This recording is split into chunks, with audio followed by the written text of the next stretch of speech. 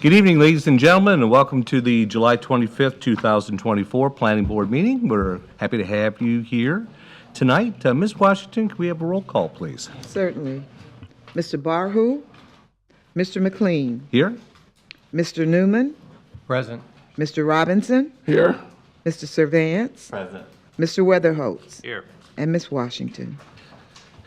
You have the floor? All right, fantastic. Thank you.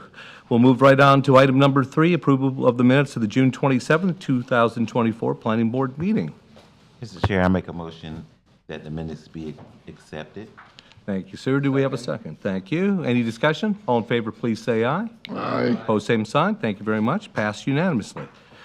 Any citizens wish to address the board concerning items on the agenda, we ask that you fill out one of these, the green comment form. So if you come to the lectern, please state your name and address for the record, and you have up to 3 minutes. You don't have to necessarily take 3 minutes if you can make your point in less, but you have 3 minutes if you choose to use them.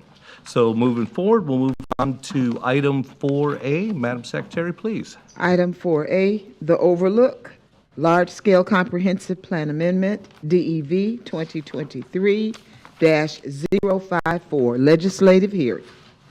Very good. Thank you. Can you hear from staff? Hey, Doug. The lingering cough. So, we also have a rezoning as part of this, Okay, and we would like to present them together. sure. Very good. Thank you. Let's do that. Okay, there you go. This is a request by Vincent Sullivan and Michael Chiumento from Chiumento Law on behalf of Daytona Seabreeze, LLC, for approval of large-scale comp plan amendment. This is a request of large-scale, basically it's an amendment to neighborhood policies. So it's a text amendment, which is why it's a large scale. 3.22 acre property. It's located at 100 and 101 Seabreeze Boulevard. The applicant desires to allow for a greater density of development of property that's currently 227 units. And the amendment will allow an additional 9 units for a total of 236 units. And this is done by utilizing the ground floor commercial section that basically has been vacant, I assume, since the inception of this apartment complex. The applicant is also applying for a rezoning to amend the plan development. This is the site location. I'm sure everybody knows where that is. Aerial showing fully developed.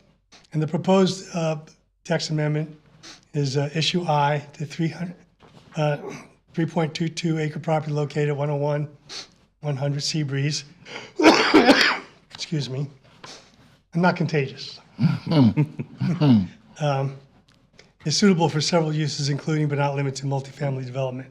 Property shall be limited to a maximum of 236 units, which is approximately 74 dwelling units per acre. And doesn't change. The zoning will be amended. The impact analysis shows that the potential net increase of 0.0327 million gallons per day for both potable water and wastewater demand. And the trip generation would show potential net increase of 3 peak hour trips and 43 average daily trips. Staff finds the large-scale amendment is consistent with the comp plan, does not represent urban sprawl, and the city has available capacity. Based on staff analysis and review, the proposed neighborhood B amendment, limiting the density to a maximum of 236 units from the previous 227 units, appears to meet criteria of the proposed amendment. Majority vote of planning board members present voting is required to recommend approval of this policy matter to the city commission. And the item is tentatively scheduled to be heard September 4th, first reading, and a second reading to be scheduled next available city commission, subsequent to the no longer DEO, they call Department of Commerce, and Volusia Growth Management review. That concludes my portion, and Dan Lee will present the rezoning. Doug, let me ask you before you go off. Bottom line here is we're utilizing that ground floor commercial section. Correct. And they're just making it 9 units residential. Yeah, utilizing empty 27 space, to that's- 36. Okay, just wanted to be sure we had that out there. Thank you, sir. Good evening. Hi. Dana Lee Pettick, Senior Planner. So this is the rezone request to amend the Overlook Plan Development Agreement to increase the residential density and modify parking. So the location, it is north and south of Seabreeze Boulevard, directly west of Halifax Avenue. The current future land use, as Doug just said, is retail. And the current zoning is planned development general. And this is the aerial, which shows that it is an existing built-out site, and that will not be changing. So the project history, it was originally rezoned in 2010. The First Amendment added a marina as a permitted principal use in 2012, and then 2014, the Second Amendment was related to that for the construction schedule for the marina. But in 2015, the City Commission adopted Ordinance 15145, which repealed the First Amendment in its entirety and removed the marina as a permitted use. So it's just been the residential development since then. So it is currently 227 multifamily units, and it does have commercial office spaces on the first floor, and it is unclear if they're actually being used to their full potential. So the applicant is requesting the Third Amendment to the PD. So the Third Amendment would update the exhibits in the PD. It would modify the lot criteria for setbacks and maximum building coverage, modify the parking section to clarify the parking requirements have been met, and remove the language related to marina as a principal use to go with the ordinance that was adopted in Makes sense, 2015. So there are no other waivers or modifications from the Land Development Code that are part of this amendment. And the approval of this PD amendment is contingent upon adoption of the concurrent large-scale comprehensive plan amendment, which Doug just presented. So the updated exhibits are the cover sheet, which just updated the unit counts and the parking counts. And then also this is the cover sheet. And then the first floor plans, which shows where the residential units will be located. So these are also going to be part of the PD agreement. And you can see them outlined in red here. For the lot criteria, so they are proposing to remove the requirement that an additional half foot of setback is required for every 1 foot in height over 35 feet on the rear setback. Because the building is in place, they do not meet this. The setback is 25 feet, and they want it to keep it 25 feet. And the maximum building coverage is similar. They are increasing it from 30% to 33% to just correspond what's actually on site. And then the parking section, they are clarifying the parking counts in the amendment by adding language to state that the parking requirements have been met based on the increase to residential units. So the existing PD established parking requirements, which are based on the residential unit type, such as 1 parking stall is required for a 1-bedroom unit, or 1.5 parking stalls are required for 2-bedroom. So the applicant provided a parking analysis confirming that if they were to have 236 multifamily units, the 285 parking stalls required per the PD would be met, as they have 291 parking stalls on site. And then, like I said, they are also removing the language related to a marina as a principal use to conform with the previous City Commission actions, which rescinded that First Amendment. So with that, staff recommends the Planning Board forward the Third Amendment to the Overlook Plan Development Agreement to the City Commission with the recommendation of approval. It is tentatively scheduled to be heard by City Commission for first reading on September 4th, and will be scheduled for a second reading when the large-scale comp plan amendment returns from transmittal review. Thank you. Thank you. Just a quick question. Yes. You mentioned about the 291 parking spaces. You know that the survey back in 21 that had 313. Tell me the difference. Yeah, so my understanding is that the over 300 count included things such as motorcycle parking, which would not adequately serve the multifamily unit parking. So the actual count that they're using in the PD agreement is 291, as those are the standard and accessible spaces. And that certainly is covered by their analysis with 285. That's fine. Thank you very much. Any other questions for staff? Thank you very much. Welcome. Can we hear from the applicant, please? Not seeing Oh, yes. Oh, you slipped in there. I didn't see you, sir. Good evening, Nate- Michael Chiumento Law, for East Granada Avenue, Ormond Beach. Been at this for about a year to try to get this building fully occupied. It was said that there's never been commercial in there, but I would just clarify that over the years, building's been there has been commercial, but never to stick. Our client purchased the facility in 2021, not been able to maintain a tenant or even attain full occupancy of the commercial. In addition, we have issues with loitering, homeless in the area. So we asked that we try to get this building up to full occupancy, that we work with your staff over the last year to do this large-scale comp plan. And I think Doug and his staff covered everything, and we can answer any specific questions you have, but I don't have anything else really to add. Okay. And I appreciate your time and for your vote. Not a problem. Any questions for the applicant? Seeing none, thank you. Appreciate you being here. Appears we have some speakers on this item. Looks like a couple. Jenny Nazak. I hope I got that close. Jenny, I apologize if I didn't get that right. It's the official pronunciation's Nazak, but lots of people say Nazak. It's okay. Thank you. Jenny Nazak, 501 Harvey. I live in the Main Street neighborhood, and I frequent the Seabreeze neighborhood, and it's very desirable to have this space filled. Ever since the laundromat went away, and also the parking ticket office, parking pass office used to be there. It's not good having this vacant space, and any more residents we can add to Seabreeze is very desirable. We might even get our drugstore back. Thank you. Thank you, Jenny. Mr. Nicholson, John Nicholson is next. Good to see you, sir. How are you?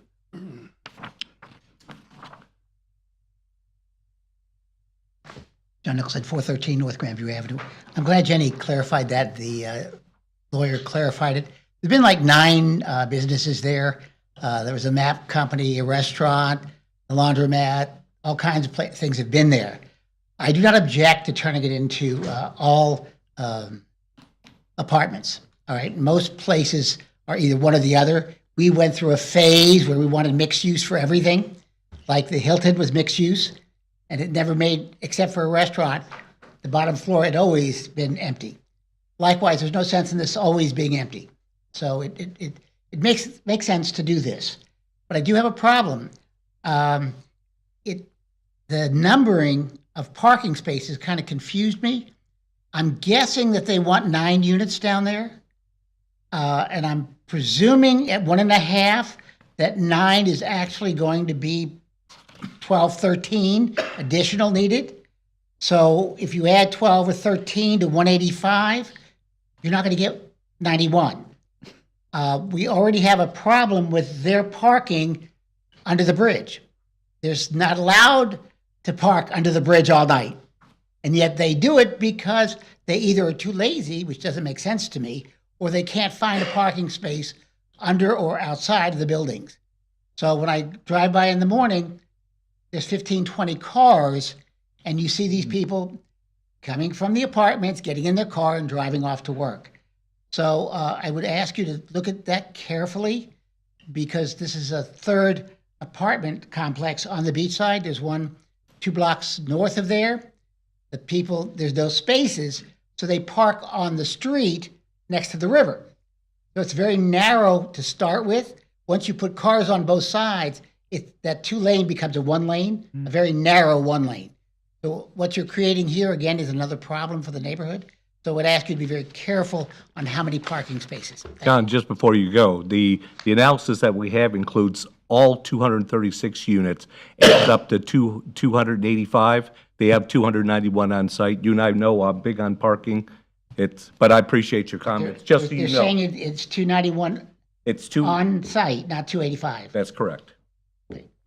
Why do their people park elsewhere? I didn't count them. All right, thank you very much.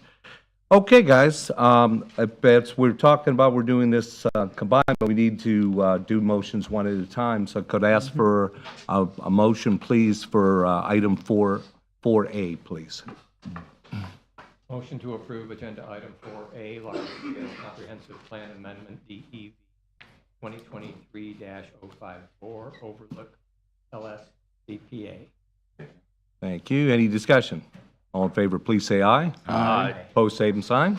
Thank you very much. Passes unanimously. Let's move on for a motion for item 4B, please. Item 4B, the Overlook, Third Amendment, DEV 2023-055, quasi judicial hearing. Thank you, Ms. Washington. Thank you, Tony. Any discussion? Point of order.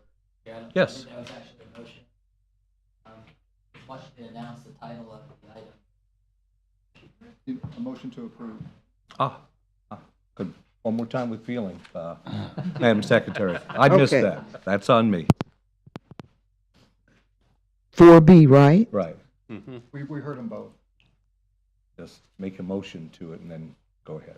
I make a motion, we approve both 4A and 4B? Nope. 4B, we just did 4B. 4A. Okay. We didn't say this would be easy. Just make a motion and then read the item 4B, read what you were reading, and we'll be good. I didn't confuse you. make a motion for 4A, for 4B. I make a motion, we approve item number 4B, the Overlook, Third Amendment, DEV 2023-055. Perfect. Thank you. Any discussion? All in favor, please say aye. Aye. Opposed, same sign. Thank you very much. Great job. Move on to item 4C. Madam Secretary, please. Hi, it's me again. Hey, Doug. This also has a rezoning attached to it. Oh, no, I'm sorry, that's the next one. Just say, hold on, Doug. We can read the item first, please, Right. Madam Secretary. if you would. Item 4C, see, when you all switch up, it throws me off. Item 4C, 530 Beach Street, Small Scale Comprehensive Plan Amendment, DEV 2024-103, Legislative Hearing. Now we hear from staff. Go get All it. Sorry Right. about that. I was ahead of myself. This does not have rezoning.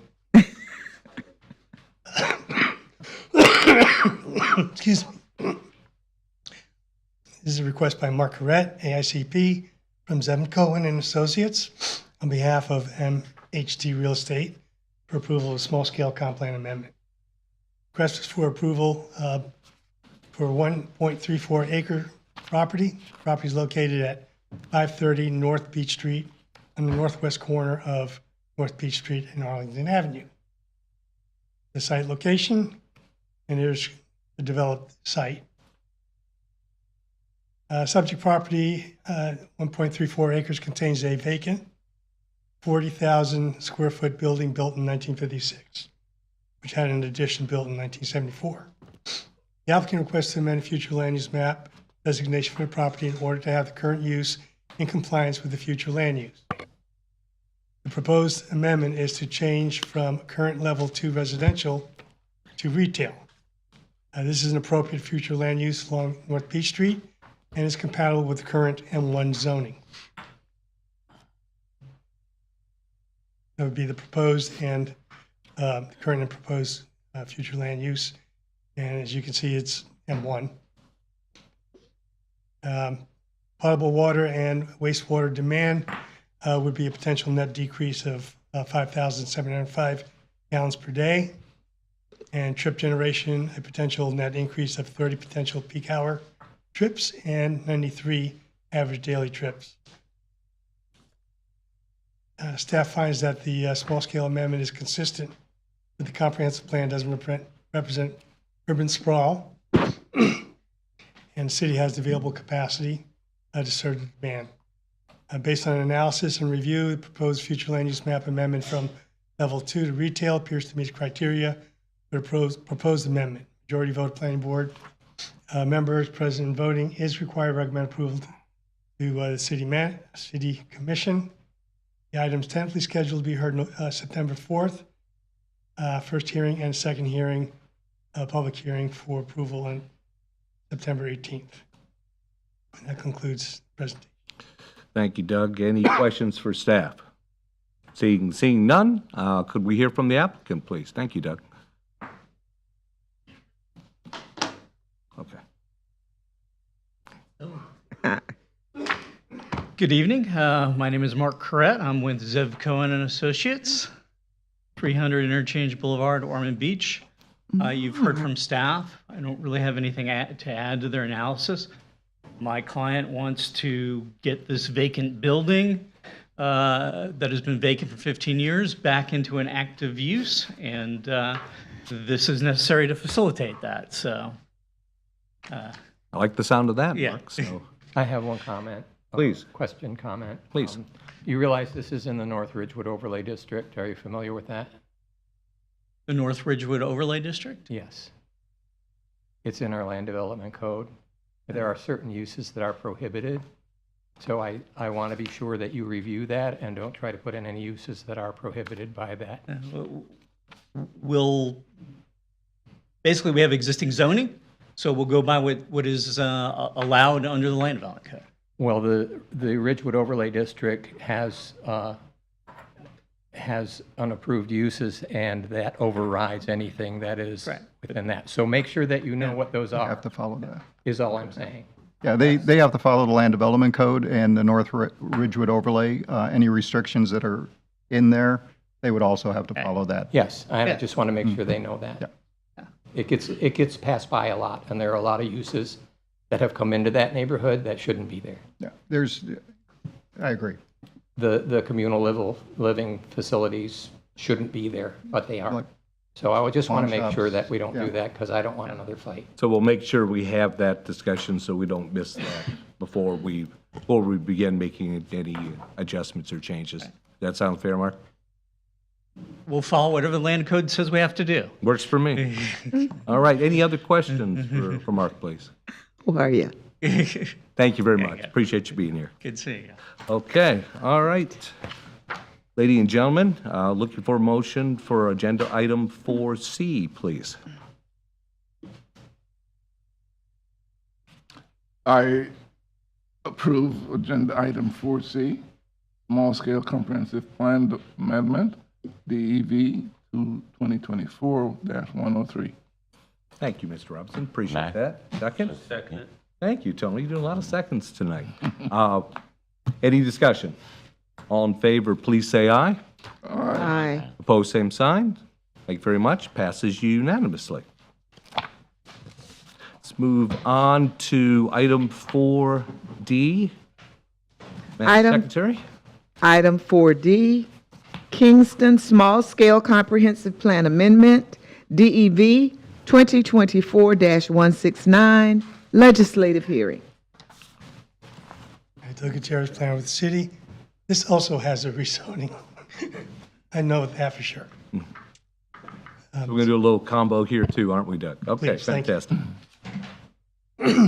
I have a cough drop, so try not to cough. Okay. This is a request by Joey Posey, Storch Law Firm, on behalf of Billy Joe Kaler. I hope I pronounced that correctly. Land Trust for approval of small-scale comp plan amendment for 20.25 acre subject property. Property is located on the southeast corner of Kingston Avenue and Seagrave Boulevard, Seagrave Street. The property is vacant. Contains, it shouldn't have been there. The first part shouldn't have been there. So I used, that was from the previous one. Anyway, the applicant desires to change the future land use map from office transition to local service industry. And amend neighborhood D, adding issue I, policy 1, limiting the uses. Applicant is also applying for rezoning from residential professional to local industry M1. Property is currently vacant, and the proposed use is for a personal storage building. The proposed amendment is basically the use of the property shall be limited to self-storage, restaurant without drive-through, personal services, business professional service, and medical and dental office related uses, and including those customary and accessory to the same. The reason we did that is that the whole area is surrounded by basically industrial uses, except there's residential to the north. And so we wanted to limit the uses that would be allowed under M1, so it wouldn't be a major impact plus the site's only 0.25 acres. The, as you can see, it's the surrounding zoning to the west and south of it is M1. The south of it is one residential structure, and then the rest are automotive type facilities. That whole area on Seagrave is basically industrial, and sometime in the future we might look at amending the land use, the rest of the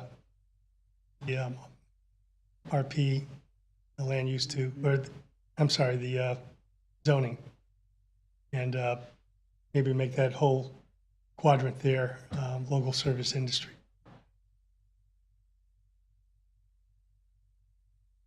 The proposed small-scale amendment. Ignore the first sentence. Potable water, potential net decrease of 372 gallons per day. Potential net decrease of 55 potential peak hour trips and 76 potential average daily trips. That finds that the small-scale would be consistent with the comp plan. It's not urban sprawl and capacity is available. Proposed future land use map amendment from, I messed this one up, from office transition to, local service industry, and neighborhood issue I, policy 1, limiting the use appears to meet the criteria for proposed amendment. Majority vote of planning board members present and voting is required to recommend approval of this policy matter to the City Commission. The item is tentatively scheduled to be heard by City Commission. First reading September 4th. Second reading September 18th. Very good. Sorry about that. No problem. No problem. Question for you, Doug, and it might be a Dennis question as well. I was looking at the location for the neighborhood meeting. The property itself is kind of sort of in that Ridgewood Mason area to some degree. It's out that way. The neighborhood meeting was at the Holiday Inn near LPGA. Just seems normally what tries to happen is you try to have that neighborhood meeting near or on top of the property so interested citizens can be there. I'm just curious if there were no other options or Yeah, it's a vacant lot for one thing, and I don't and think we nothing have close to it as public opposed to type the facilities in that area. Okay. Yeah, and we can have the applicant speak on that a little bit more, but what we try to do is to make it as convenient and as easy to get to as possible. Sometimes there's just not a location within that proximity. And then we also have, the applicant, they look at locations that would be available, and sometimes there's just not locations available to them. So a convenient location is on a major city thoroughfare, easy access, plenty of parking to get to, and be able to accommodate the meeting. Okay. And Holiday Inn has been very amenable for those meetings. Lots of meetings over there. Yes, That is very, yes. very true. That is very, very true. There is a Holiday Inn less than 10 minutes away on the beach side on A1A.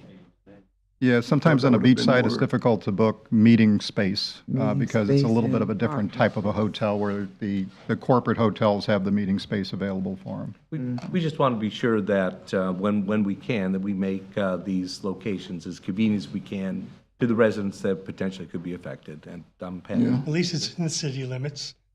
We Yep, had a there you few go. that were Exactly. outside. Exactly. Okay, thank you, Doug. Anything else from staff, please? Mr. Robinson, here. No, I would just emphasize what you said, Mr. Chair, to find the meeting place closer, because when I saw that too, it's like nobody, when you look at the neighborhood and the distance to travel to on the other side of town, when there are other meeting places, I would anticipate and expect the applicant to research closer places to get more community involvement in, because it's going to affect their neighborhood. And this somewhat is like a disrespect, taking it to 95 on the other side of town where only 2 people show up.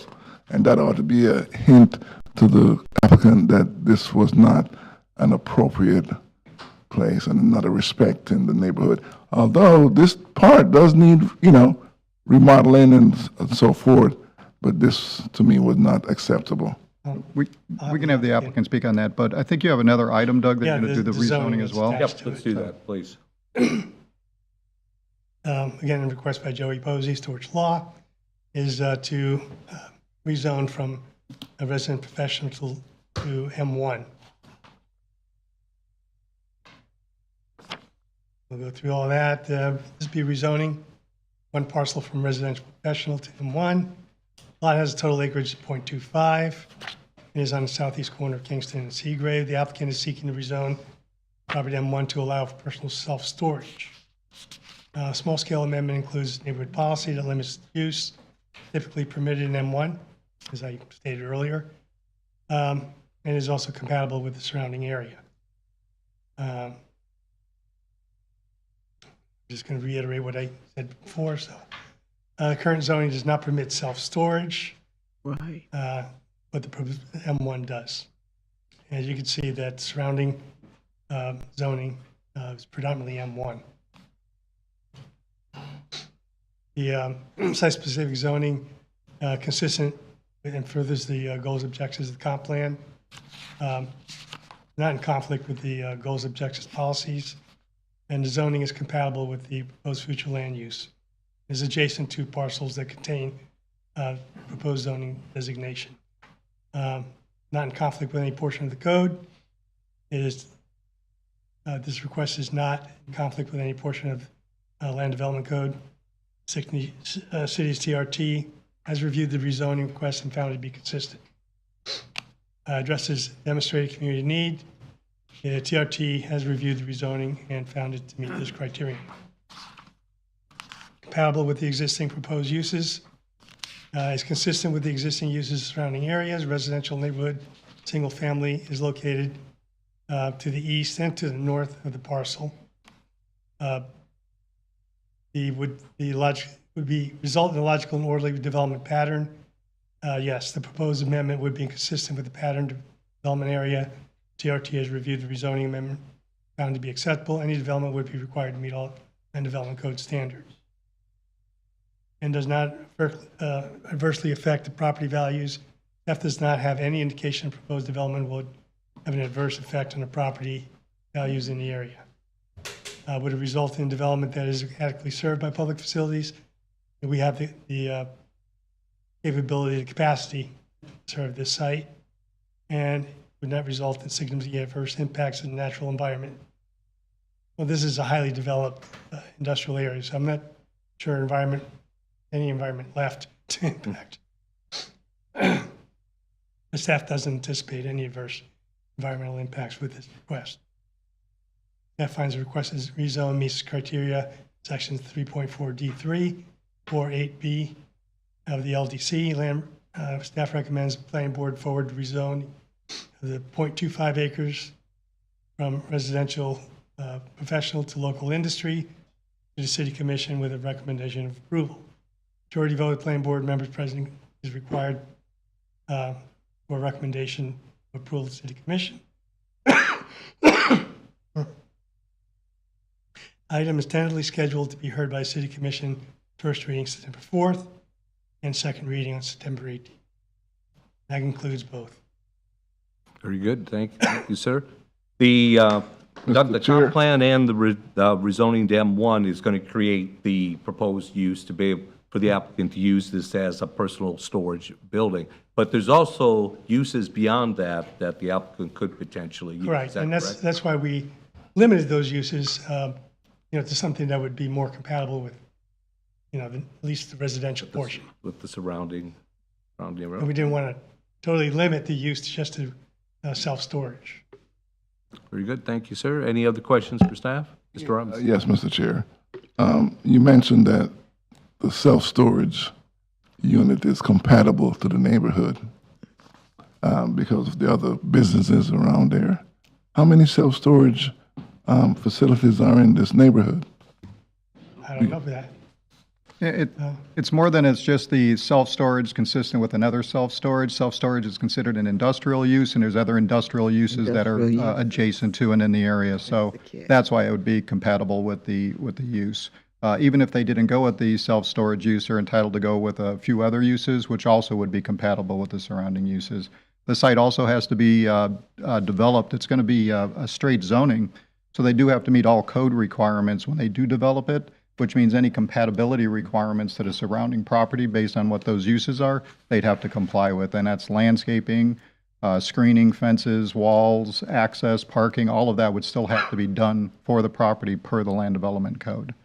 So This appears to be a very small area. it is. It will limit whatever. Quarter acre, yeah. Yeah, so by the time you put up a fence, parking, how big a storage is this going to be? It's personal self-storage, so. Yeah. Well, personal, About the size of a garage, probably. this could be a good, that's just, okay, let's hear what the applicant. Any other questions for staff? Mr. Roberts is dying to hear what they're going to do. And perhaps the applicant can educate us on that. Doug, thank you. Could we hear from the applicant, please? Joey, explain all this. Okay, will I you? can, All right, I will do fantastic. my best. All right, thank you. Good evening, Joey Posey, 420 South Nova, attorney for the owner. And I think I'll try to tackle these in order, maybe even reverse order here. So from the use perspective, it's a personal gentleman who wants to use this in conjunction with the property. And, given the options here, and we're talking about, we've got a vacant piece of property that has I don't want to say a congregation of homeless people, but it really could use some love, some care, and some actual development on that property, and an easy utilization of something that is, it's large enough to do something with, but not large enough to do something industrial with per se. That he has actually a more desire to use it as a personal storage space, maybe even a vehicle or something like that. So I understand the wisdom of maybe utilizing your money the way you want to use it, but from his perspective, that's the highest and best use for him. So that's really why we're here. And I think again, like, we'd have to go through the process. It'd be a site plan, come to you guys, or maybe depending on threshold, but it has to go through the city process, and we're not looking to deviate or anything like that. As to the public notice part, there's maybe it's a little multifaceted because I'm not as familiar with this area as most people probably, and I would take the blame for that. But the goal was never to disenfranchise somebody from being involved in their neighborhood or to have a say in their neighborhood. And I can represent that. I had one call from somebody, I think, down the street who was curious, and no issues. And I can understand why. And if I felt like, as we were moving through this and after they got their notices, they saw my contact information, reached out, had any concerns, then I would do the same thing. I'd say, look, we probably have to figure out a way to accommodate what we're hearing from the neighborhood. But that wasn't the goal, that wasn't the intent. And if, again, after this meeting, and I hear that we have other neighbors who are involved, I would make the same representation. I'm happy to meet with them at their convenience, where they would like, and accommodate in that way. And maybe as an aside, that if there was a nice list of where these places that we can hold these meetings are, that would be very helpful for the future. But that's just an aside. Well, Mr. Posey, I think the point was, Mr. Roberts was making, and I was as well, is that we Yes. tried to do the reasonable, basic Yes. research to try to be convenient for our citizens to attend. That's all. We're certainly nothing further than that. And I respect that, and we did try to reach out to a few of the hotels. Like Dennis said, there's a rub with your corporate hotel versus whether you're not, and whether you have the office space available. Even the golf course, they have some space there. It's just the timing of it was a little funky, and it just kind of fell into where we happen to have it. But I can tell you, if it feels like that the neighborhood is wanting to have that extra outreach, always happy to have it. And I'm happy to meet them on site or wherever they want to make sure that they have a say in the process. So I apologize for how this played out, but there was no ill intent, and I do recognize where you guys are coming from on what your point you're trying to make. Okay, very good. And if I may, you did have to also send out a mail notice for this meeting, and then for the city commission meeting for the public hearing, you're required to send out a mail notice post a sign on the property saying that this is going to occur to give people the opportunity to, and with telephone numbers Yep. to Giving them a contact place of you. location for their pitchforks. Yeah, They will have It's that. all commendable. But hopefully, in addition, we can, when we have the opportunity, let's get it as close as we reasonably can, understanding fair that point. sometimes the real world throws some curveballs, Yeah. we're not ready for it. So, any other discussion with the applicant, Mr. Robinson? Yeah, you say it's going to be a personal storage, like a small garage? Yes. He's going to be doing mechanical work and, There wouldn't be any mechanical work Just- associated with it. It'd just be like cold storage. It's essentially like a car, if you wanted to park your car, so it's out of the elements, that kind of thing. would that be just for the landowner? Currently, the goal is for the landowner, but we wouldn't be precluded from maybe renting that space. But the goal is for the landowner. Oh, I'm just looking at the I understand. impact on the neighborhood, on the Well, neighbors. it should be zero. One part. Well, it's still a lot. It's a change. Yes, it is. And it's an established neighborhood. And now you're saying there's no problem with the landowner if he just wants to park his rolls or his, stuff like that. But for him to be renting out to other individuals, that means you're bringing in strangers into the neighborhood. And I understand that it'll be a plus to have the homeless move somewhere else and improve that. But you should also look at the impact. That's why I'm asking, when you say personal, now you're going to rent out, the storage. So it no longer become personal, it becomes a storage. That's true, but I guess relative to the other impacts of the existing zoning for office, et cetera, it would have the same, I guess, impacts if strangers would come. But I really think the goal is to get something there, to get something up, get something improved.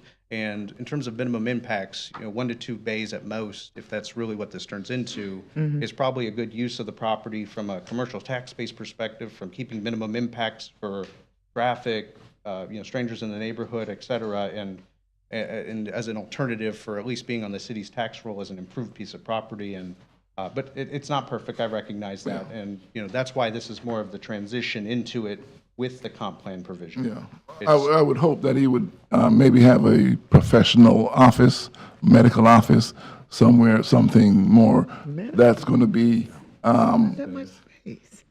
positive for the neighborhood, And I'd love to entertain offers. Okay. We're right there with you. I'm just So, Joey, saying. keep an eye out I'm for there. percent. Yeah. No, I would love that too. I understand where he's coming from. That'd be, for me, that'd be a better use Right. of that property. And any other questions for the applicant? Joey, good to see you. Thank you.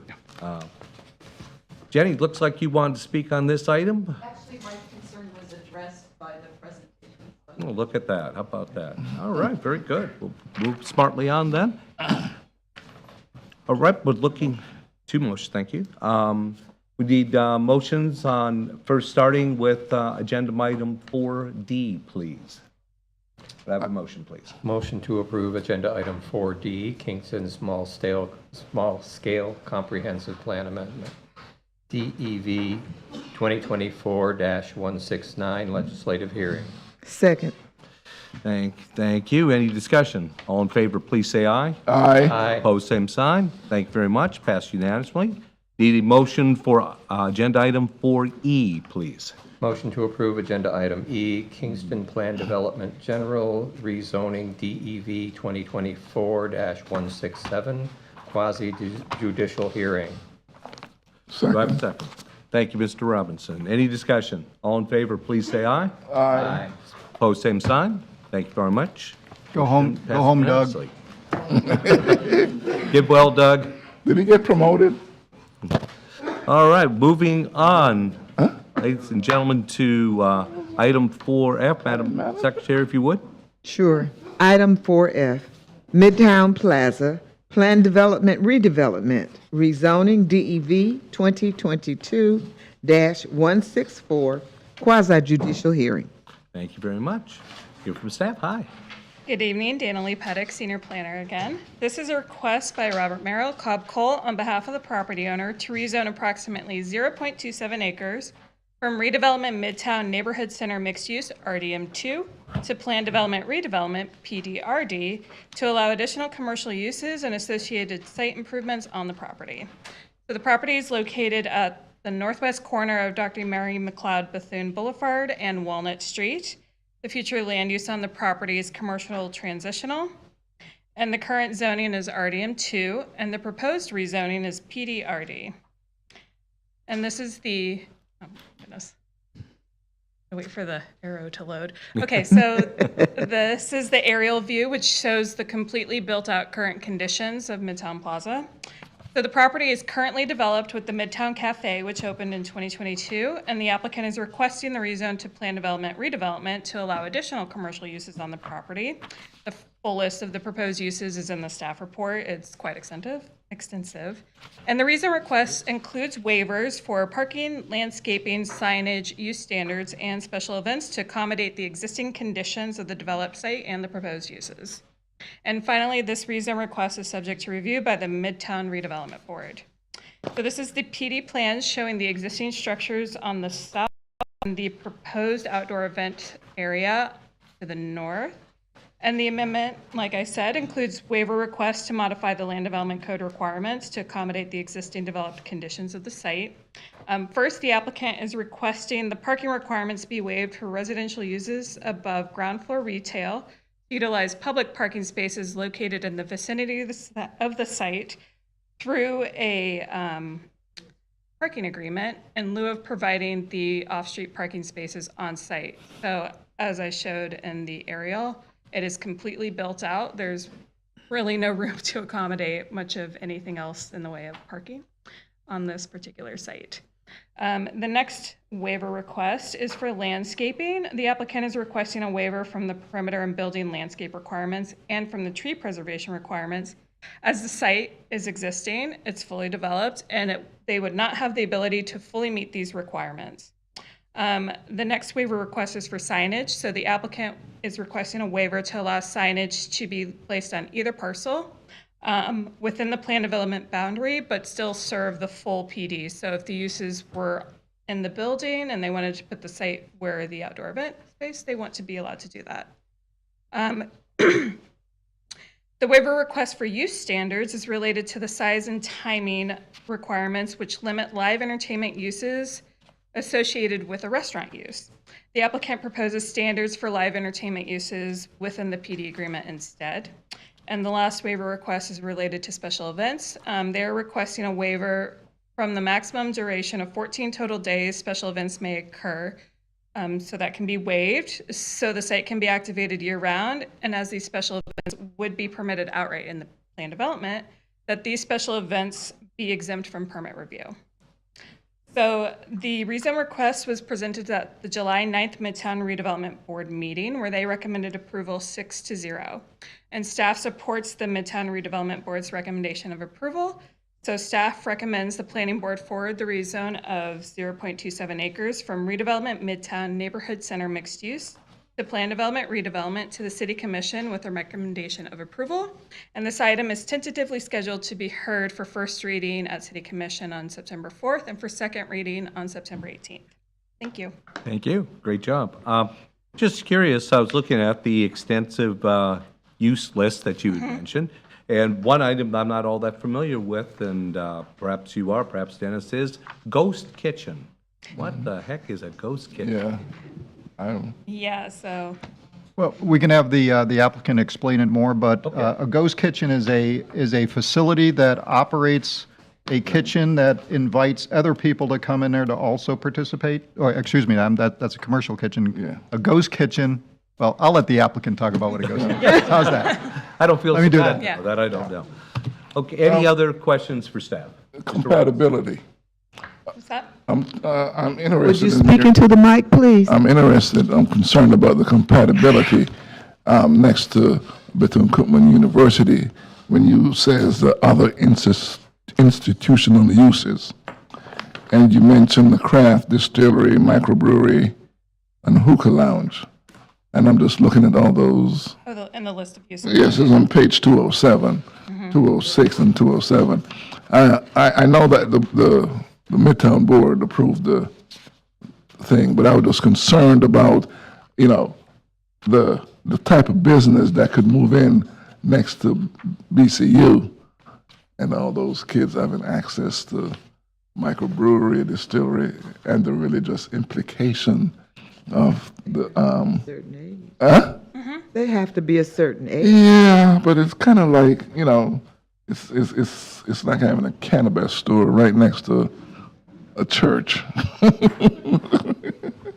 It's kind of you know, concerning that nobody addressed those usage next We to it. considered the scope of these uses fairly similar to like a restaurant that also serves alcohol. So they're in the same eating and drinking establishments category, so we consider that compatible with where the cafe is located. And that typical college student, if they want to find it, they'll find it. Oh, I understand, but I'm just looking at the legacy of Miss Bethune and having those tempting institutional use next to, you know, the school. You know, somebody come in and want to do a hookah lounge or a microbrewery next to it. Maybe turn We over. had all of these next to my university, and we were fine. Point taken, sir. Any other questions for staff, please? Thank you very much. Appreciate it. Could we hear from the applicant, please? Hi, Jessica. Good evening, everyone. For the record, Jessica Gallup, Cobb Law Firm, 1 Daytona Boulevard. This site is really exciting. I will say we had a great discussion at the neighborhood meeting and then at the Midtown Redevelopment Board. The focus of the site is when it came in was to activate that rear area for temporary uses. And so you'll see in that PD agreement, it talks about, can we have a poetry night? Can we have trivia? Can we have these things that are activating the neighborhood? I think you'll see on at least half the building so far, they've really committed to updating the exterior facade. They participated in the city's mural program. They've got that beautiful mural with the bubbles on the side. And so they are trying to kind of transform this block of Midtown through everything they can do. And I think that the residents saw that at the neighborhood meeting. I did mention at Midtown that it was a very, very fun meeting, perhaps because we had it in a restaurant and there was food, and everyone just kind of hung out, and it was a great experience. The rest of what the PD does, and I will say just in terms of the alcohol uses that were mentioned, is that a lot of these mirror what's already allowed in the BR2 zoning district. So I think bar is allowed in there too. So that is already permitted on the site. This is shifting over to a focus on what are some quieter, maybe college-focused uses. It'd be fantastic if Bethune-Cookman, expanded some grad programs. Grad students love a brewery.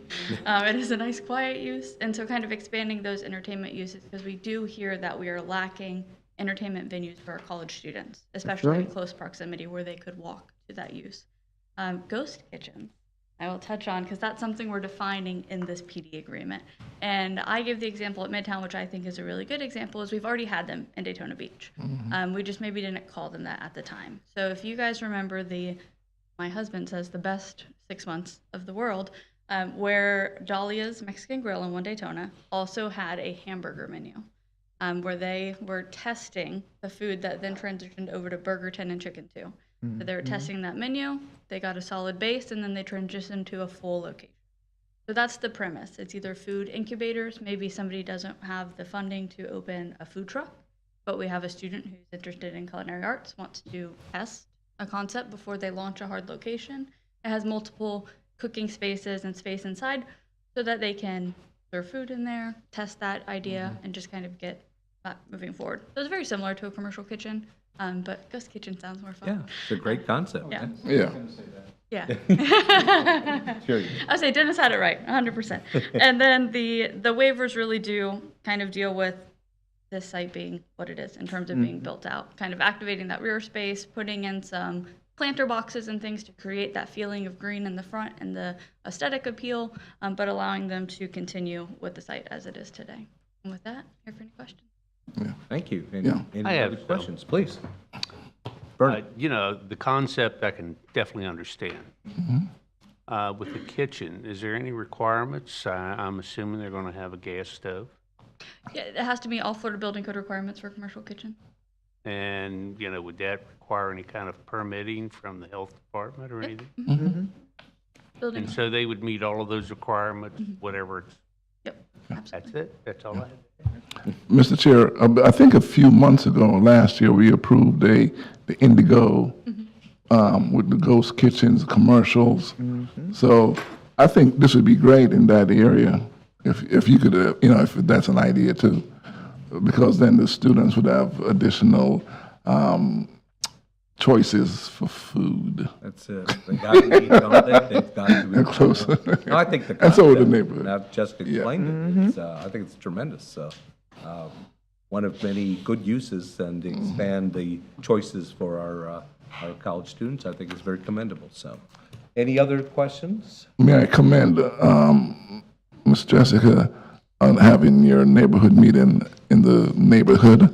Property, yeah. We were looking at it, had the space and room. Right, and see how many people, I like your innovation and see how many people attended. Yes, it was And very that was great. Very good. Thank you. Thank you. Appreciate it. Okay, moving on need a motion for agenda item 4F, please.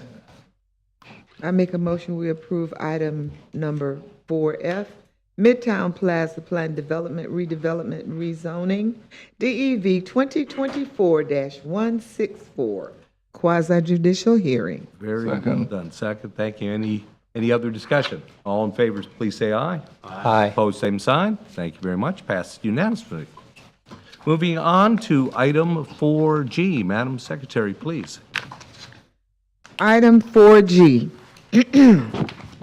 Daytona State College Special Use Permit, DEV 2023-429, quasi-judicial hearing. Very good. Planner again. So this item is a request by Cobb Cole on behalf of Daytona State College for a special use permit to allow college or university and outdoor facility for field sports, swimming, or court games as permitted uses for a multi-purpose athletic field on 5.6 acres of property zoned single-family residential 5. So the site is located southeast of White Street and Willis Avenue. The future land use on the property is schools, and the current zoning, as I said, is SFR 5, which is single-family residential. And this is the aerial of the property, which shows the existing development on this site. So the applicant proposes to redevelop the property from the former American Red Cross to a multi-purpose sports and entertainment field to serve Daytona State College. The redevelopment includes demolishing the Red Cross building and replacing it with a building for restrooms and maintenance, expanding the parking lot, and reconfiguring the remainder of the property with the multi-purpose field and a stormwater pond. And the special use permit is required to allow this development as the property is zoned single-family residential. The special use permit, if granted, would allow the college or university an outdoor facility for field sports as permitted uses, which would then allow the use of this property as the multi-purpose athletic field serving the college. So this is a conceptual site plan submitted with the special use permit request. And here you can see the expanded parking lot, the location of the field and the stormwater pond, and where the site features to be retained or reused are located, such as the access driveways, the existing parking lot, one of the buildings, and the landscaping, particularly on the east side of the property. The special use permit is subject to the special use permit review standards in the Land Development Code. Staff finds the requested special use permit meets the review standards, except the review standard related to existing public utilities. The property has existing sewer mains which may be impacted by the proposed redevelopment. To address this, staff proposes a condition of approval for the special use permit to require the applicant to conduct a condition assessment of the existing utility lines. Therefore, staff recommends the planning board for the special use permit to allow college or university and outdoor facility for field sports, swimming, or court games as permitted uses for a multi-purpose athletic field as part of the existing Daytona State College institution on 5.6 acres of property zoned single-family residential 5 to the City Commission with the recommendation of approval subject to the condition regarding utilities as shown here and in the staff report. The item is tentatively scheduled to be heard by City Commission for final consideration on September 4th. Thank you. Thank you. Great job. Any questions for staff? Thanks so much. Mr. Merrill, how are you this evening? Let me ask a question for you before you get rolling, sir. Can you tell us that this wonderful multi-purpose field you're talking about, we're only going to be operating this during the daytime hours, is that correct? That's correct, absolutely, and I was going to mention that for I sure. thought you might. Rob Merrill, for the record, 1 Daytona Boulevard with Cobb Cole. I have a group of folks here from the college with me as well, including Dr. Labasso, the president, so we're here to answer any questions for you. I would say that great job, appreciate it. You know, she hit all the boxes. You know, this is a special use, so there's basically boxes you check off. We did that. The one condition that came up with respect to the utilities, we're good with that. When we talk about comprehensive plan consistency, you guys know that's part of the golden rule of what we're doing tonight. This is designated as college now, so it's part of the college campus in the future land use sense. We had a really good meeting, very close to the neighborhood, Melverton, at the college with the neighbors, and I think we got a whole lot of very constructive input and questions from them. We made considerable changes, which I know you guys like to hear about how those things happen before they get to you. We had questions about the configuration of the facility. We actually added acreage to the property so that we could move the actual recreational aspects away from the residents, adding landscaping, adding stormwater in that area to beautify it and to buffer it. We did commit that there would be no nighttime activities and no lighting that would disturb anybody. There were some questions about security, so we committed that our security detail that does the whole college would be, of course, including that in their round. So I think we left that meeting with everybody pretty much satisfied. I couldn't tell whether we might have some folks here that want to ask questions. So if they do, we want to be able to try to respond to them. And like I said, Dr. Labasso is happy to answer any questions you guys have as well. Well, Rob, just a comment from my perspective. I think that Daytona State College, this is definitely an area of need for them, is to have this multi-purpose area where you can have field sports, swimming, court games, those types of activities for not only for traditional college-age students, but for professionals that are also, you know, maybe working or going to school evenings and can enjoy themselves, weekend warriors, if you will. So I think this is great. Any other questions for? I had a phone call before I came to the meeting from a commissioner, and I think that some of the residents' their biggest problem with this is Seneca. It's a narrow street.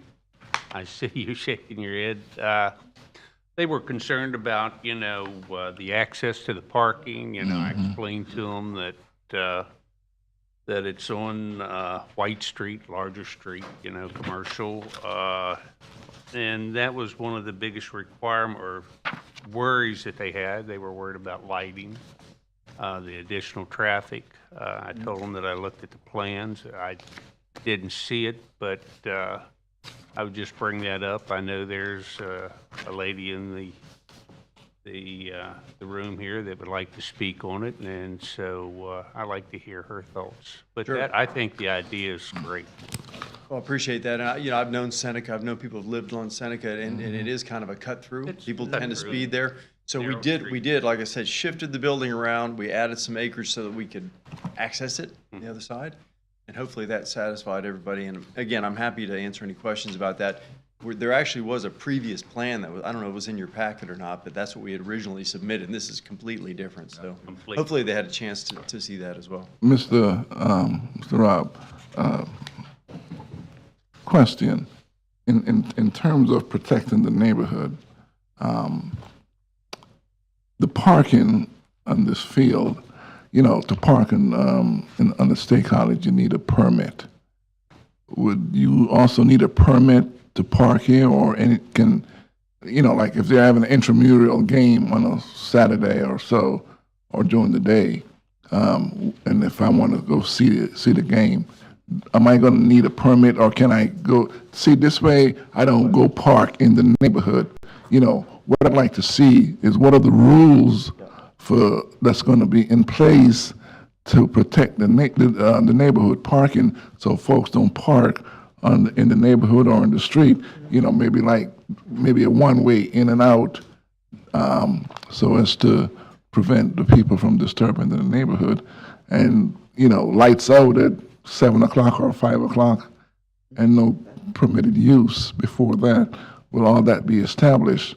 You know, So absolutely, part of the ground rules that we've agreed to is daytime only. So, but your question about whether it needs to be a permitted parking is a good one. You're always trying to trip me up. When you guys want to just give me a thumbs up, is it going to be permitted where you have to have a permit to park there, or is it open to anybody who's going to practice there? I think for the most part, this is a practice field because right nearby is the actual field where people are playing, competing. So it's a practice field, and we also current students have. Yeah. So, If there was anything that was ever going to be, if a parent wanted to come and watch their kid. Could we ask you, sir, to please Tom, come you up gotta and state your name and address for the record so we can. We'll get you one after. yeah, because All those good things you're telling us, please. Because oftentimes, if you go to the college, there's designated parking spots and parking lots.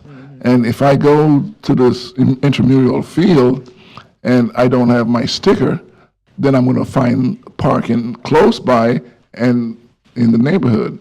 So will it be an undesignated parking lot so that anybody that's coming to participate or spectate the event can park and don't necessarily interrupt or disrupt the neighborhood? Yep, great question, I understand. Yes, so students have a sticker, but if you don't have a sticker and you, just like our main campus, we have visitor parking slots, so you can come without a sticker. And we don't ticket. I don't want to tell that, we don't tell students that because, but we don't, yeah, if someone's not, doesn't have a sticker, we just put a note if they're a student to get their sticker, but, or if it's a guest, we are very friendly with that. So yes, if a parent wanted to come and watch their kid train, they could park there in a lot. And law enforcement or security personnel will be encouraged or, will be discouraged from giving tickets? Absolutely, yeah. Okay. Absolutely, yeah. It's a very, we're pretty blessed with the parking, so we. I was going to say, you could have their presence out there may be enough just to get people's attention. So, any other questions for either of these fine gentlemen? Oh, sorry. Tom Labasso from Daytona State College, 1200 West International Speedway Boulevard, Daytona Beach. Thank you. Thank you. Good job. Thank you. Thank you. All righty. Yes, we do. We have a few folks that would like to speak on this item. First I have here is Francis Chu. Hope I have that right. Francis, come on up. Please give your name and address for the record if you would. You have up to 3 minutes.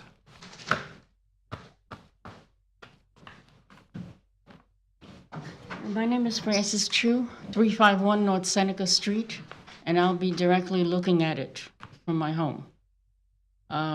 My concern was the entrance. There was only one entrance and one exit to this complex. They showed us a diagram. The entrance was on Willis, which, in my opinion, there's a bus stop there. The Botran stops on Willis.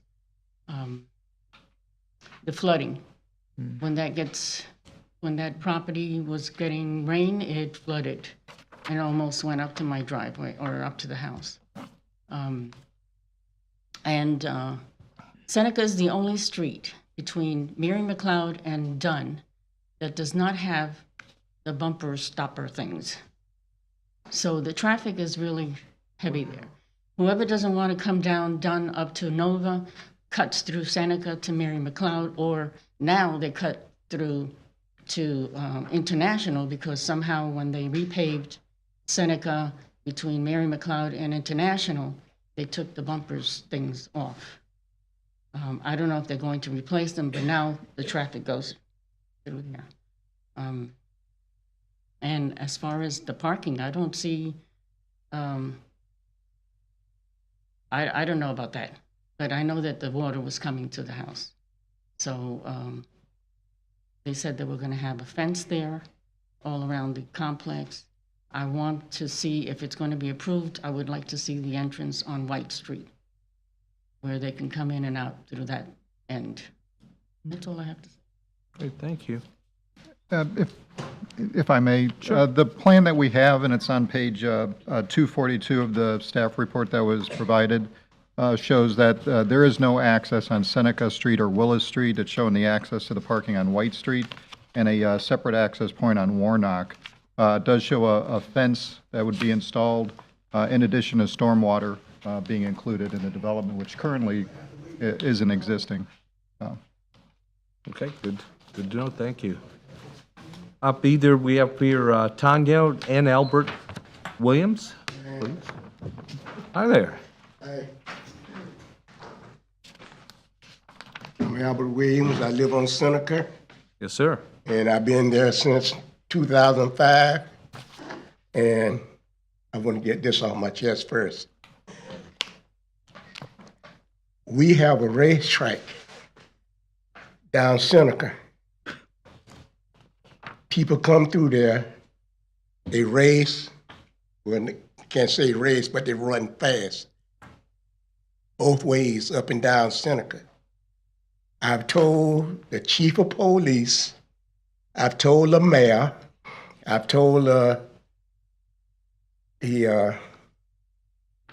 city manager, I've told almost everybody in high places here about what's going on in the streets. Like I said, I've been there since 2005. And I've been trying to get something done since 2005, and there's nothing been done to cut the speed from going through there. I've asked for the bumps and nothing been done. So now I'll go back to Daytona State. Yes, sir. I have this. I don't know if you all have a copy or not, but there's a red circle, a red square on there. And my property is sitting right outside that square. And I was wondering what's going to happen when there's an overload.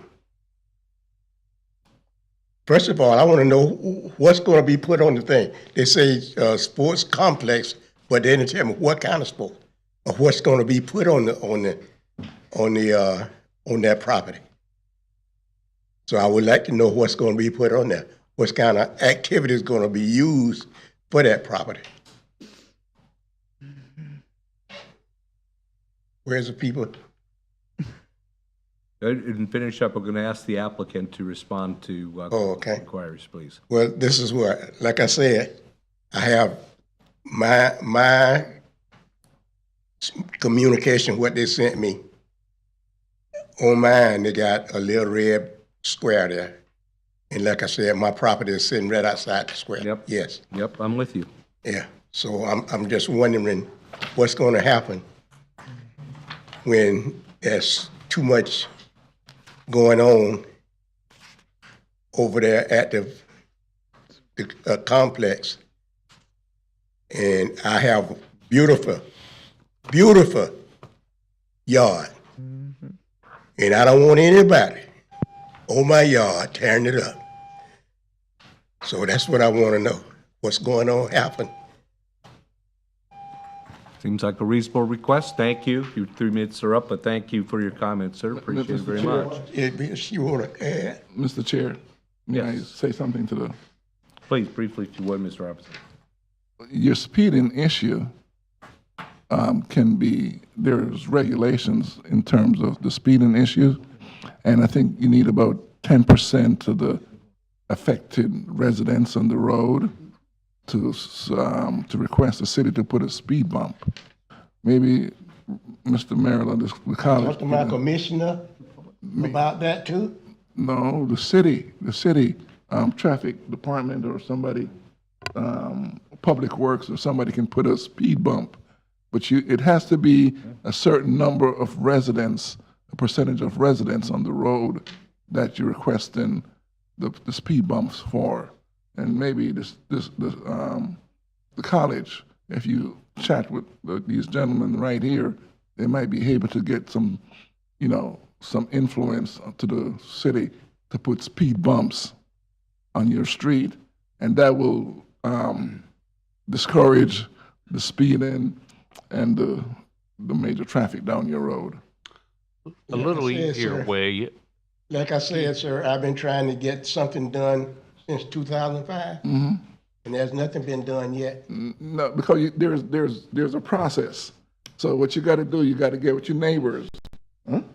You got to get a petition from your neighbors, and it has to be at least there's a certain amount of your neighbors have to agree that they want a speed bump on there, and then you can put that up there, get that into the city, and also you can get those signs that says "slow down, children at play," or stuff like that. But you got to be careful because when you put those speed bumps, if you have an emergency, the fire trucks and the ambulances got to slow down, and that 5 or 10 seconds might make a difference. That's what I've been told. I've been told that. Yes. And that's the reason why I haven't had a speed bump put in there. Yeah. So it's 6 or half a dozen. You got to look at your, Well, but there, you got to get with your neighbors. and perhaps we can, Dennis, maybe we can talk with Public Works and ask exactly what that procedure is, what the steps are, so you're not just going about it arbitrarily. We can perhaps help Right. you in making sure that you cross Ts and dot Is. I believe to they make that can happen. help you. They can help you. Yeah. I think their commissioner, the commissioner can help, because I know, like I said, I had a phone call just before I came to the meeting. The commissioners, they can talk to Public Works. I have written emails myself to the commissioner. And just like my dad says, nothing has been done thus far. And it's been quite some time. And I think his concern is with the already existing. Take your name. Address. Tanya Williams. I'm at 320 South Landau Avenue, which is on the other side of Daytona State. And I think my dad is concerned with the already existing speeding that goes on Seneca. Then you're adding the additional traffic from that sports facility. So him being a former football coach himself and retired PE teacher of Volusia County Schools, he's not wanting that sports facility, but he's just concerned how the placement of that sports facility would affect the traffic in that area, the safety in that area, his property value, and things of that sort. And we're going to ask, Tanya, we're going to ask the applicant to address those items. And if we've got another person who wants to speak, but, Okay. sir, you've been heard. You've been heard, sir. And thank you Thank for being you. here. You're welcome. Thank you. Last form we have is for Evelyn Rodriguez. Please come up and name, address, and have up to 3 minutes, please. How are you? Evelyn Rodriguez, 351 North Seneca. Okay, so we were at the neighborhood meeting, and I just looked at the packet. According to that packet in your book, it had the same diagram with the entrance on Willis, near Seneca. Seneca is a very narrow street. Besides the racing, there's tons of drug trafficking because the cars come like this, they stop, they do the drug thing, and the police can't do anything because they don't see them. So, We understand it where it is now. so does this mean that you changed the parking to white? Because so we moved the whole orientation of the project, and it's back here is the entrance down white. now the entrance is It on used to be white. over there. Yes, and over right here. there. So we moved. We actually bought the Red Cross building. and- Yes, and because now at the we're including meeting, it. you guys said that Yeah. the Red Cross was not Yeah. included because you guys hadn't. And now we have. And so so we've this included that, is and we the- moved everything away from you over towards white. That's Okay. Totally reoriented. Yeah, this is totally different, but in the packet, good there's way? still the Good. old one. So that was my concern, the packet was, but, because like, my sister has owned the house for over 40 years, likes looking out, we both worked here over 30 years, we retired here. It's nice looking out to this vacant lot with all these beautiful trees, and we were concerned that now every day she was gonna see headlights coming into her her house because that's how it was originally, but Okay. As you know, tonight, there will be no lights. Okay. Only going to be used during the day. All right, I think late breaking news, not quite, okay. Dana Lee Pettick, Senior Planner again. I just wanted to clarify the original site plan Please. was included because the neighborhood meeting packet and what they were sent was also included as part of the agenda for the record. But their most recent plan is attachment A, which is their updated one showing the entrance on White with the emergency access off of Warnock. That is previously discussed. Okay, thank you. You're welcome. Appreciate that. Okay, I don't think we have any other speakers, unless we could have the applicant come and just discuss a few of the items that were brought up. We'd sure appreciate that. Thank you. Again, Tom Labasso, Daytona State College, 1200 West International Speedway Boulevard, Daytona Beach. Thank you. We had a great meeting, and we took 100% of their suggestions. They had some ideas about moving, and getting the Red Cross building helped us achieve all of that. So we're pleased that we're able to accommodate. But to answer the gentleman's question, so we've expanded our athletic program at Daytona State over several years. We have intercollegiate men and women's soccer, and this fall we're going to bring in our women's flag football, intercollegiate women's flag football. It's a sanctioned sport now, and we're launching that. So this field will main purpose will be as a practice field for our women's flag football team. And our men and women's soccer team will rotate out there from time to time because we only have the main stadium, and it's a lot of teams to wear out that one field. So that this will really serve that purpose. So it's going to be very controlled, and we have 76 parking spots. And the teams, the soccer teams are 30 students and 2 coaches. So triple the, more than double of the parking spaces than we anticipate we will use 99% of the time. So mostly be flag football, women's flag football, and men and women's soccer will be the primary. And then if we have any intramural sports, because we have a residence hall now on campus, and if the students want to get together and do a flag football contest or something like that. So, but those are small numbers.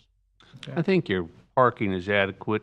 I think being a good neighbor, it wouldn't hurt to talk to the city manager and see what he could kind of press with Public Works, what the requirements are for possibly a speed bump, and let them make the decision. I think that would go a long ways with your neighbor. Yes, sir. One of my others, I was going to say we would be happy to support that effort. We would like to have the same. We have them on our campus. They work, so we would wholeheartedly support what we can to help the neighborhood get speed bumps. And in addition to, we're also going to add. We have a pretty robust camera system. That field's going to be covered with our cameras, which are monitored by our campus safety 24/7 on the Daytona Beach campus. I commend the school. I think it's a great school. I think what you're doing with it, I think it's a plus for the city of Daytona Beach, and I look forward to expanding more. Great. Thank you. Thank you. Yeah, good job. Thank you. All righty.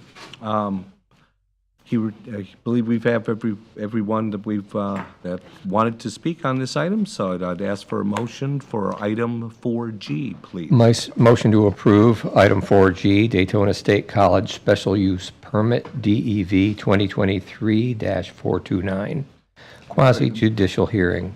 Second. Good second. Any discussion? All in favor, please say aye. Aye. Opposed, same sign. Thank you very much. Passes unanimously. Thank you. Let's have a good evening. Appreciate it. Thanks, man. I appreciate it. Moving on to item 4H. Madam Secretary, please. Item 4H, Daytona Beach Convention Hotel and Condominiums, Fourth Amendment, DEV 2021-170, quasi judicial hearing. Thank you very much. Staff, hi. Good evening, Dana Lee Pettick, Senior Planner again. So this item is a request by Robert Merrill, Cobb Cole, on behalf of the property owner to amend the Daytona Beach Convention Hotel and Condominiums Plan Development Agreement to allow for development of a subphase within Phase 3 of the development comprised of potential retail, parking, and event space, identify timing for such improvements, and allow for the replacement of associated exhibits. The property is located northeast of Oak Ridge Boulevard and Atlantic Avenue. The future land use of the property is high-intensity mixed use, tourist accommodations, and retail. And the current zoning is planned development. This is the aerial of the property, which shows the existing development with the location of Phase 3 outlined in red. The property was originally rezoned to PD in 2013 with 3 amendments approved between 2013 and 2019. The applicant is now requesting the 4th amendment to the PD to allow a subphase within Phase 3, so the unfinished first floor can be completed without construction of the full additional tower.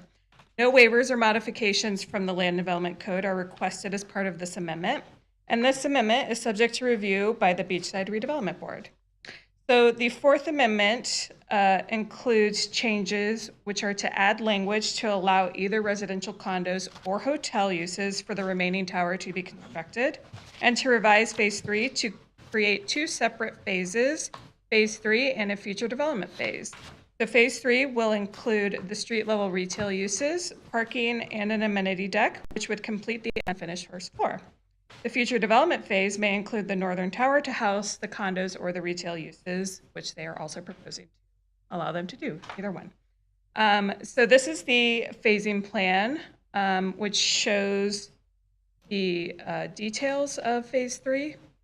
And then this slide, it shows the elevation, which has Phase 2, which is existing, and Phase 3, which was partially constructed, including the concrete piles to support the future tower, but was never completed. So the elevation shows the proposed subphases. So Phase 3 would include the first floor to complete that first floor, and the future development phase is the remainder of the north tower. With the amendment, the construction of the first floor would begin within 12 months, with substantial completion within 3 years. So the proposed amendment was presented at the July 10th Beachside Redevelopment Board meeting. However, the board did not have a quorum. Per Section 2.3.1 Land Development Code, the Redevelopment Board review and recommendation is thus waived, and the request can proceed to the Planning Board and City Commission for review and action. So staff recommends the Planning Board forward the 4th Amendment to the Daytona Beach Convention Hotel and Condominiums Plan Development Agreement to the City Commission with the recommendation of approval. And this item is scheduled to be heard by City Commission for first reading on September 4th and second reading on September 18th. Thank you. Thank you. Any questions for staff? Thank you very much. We might have some for the applicant, though. Come on up, Rob. All right, I'm here for questions and whatever you guys need. Rob Merrill for the record again, 1 Daytona Boulevard with Cobb Cole. I do have my friend and client, Alexi Lisich here, the property owner, and Jessica Gao, who usually has more answers to questions than I do. But I think we had a really good neighborhood meeting again, right at the hotel. So about as close as you can get to being in the neighborhood. I think we had some good questions and answers for everybody. So I'm not out here, folks, but if anybody has any comments, we're here to try to answer any questions they have as well. But this is pretty straightforward. So we're basically taking something that's already been approved and just doing it in phases.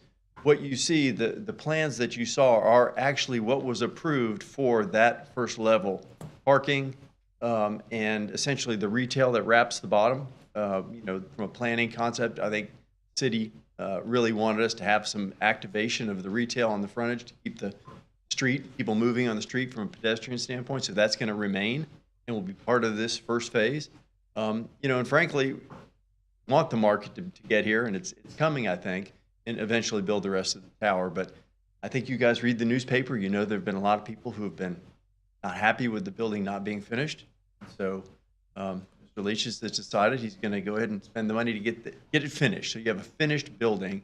All the landscaping and everything that comes with it will happen, and you'll have a finished product on the edge. So let me ask you, Rob, on that. Just reading this and trying to learn a little bit of the history of this, we've been dealing with this now for 11 years in various pieces, and I understand there's reasons for it, but could you help us understand why this is why we're at this point 11 years after we began? I think we started the LPGA development 20-something years ago, 30 years ago. We're still building that out. Some things take a while, Mr. Chairman. This is So I'm being cute, but at the same time, they're projects that take a It's while. fine, it's fine. And I'm telling you that the owner wants to build this project. This is not, how can you sort of think about the business part of this?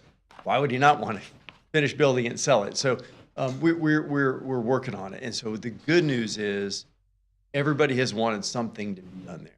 It's going to be done. And we are committed to do that within a year, to begin construction of that phase.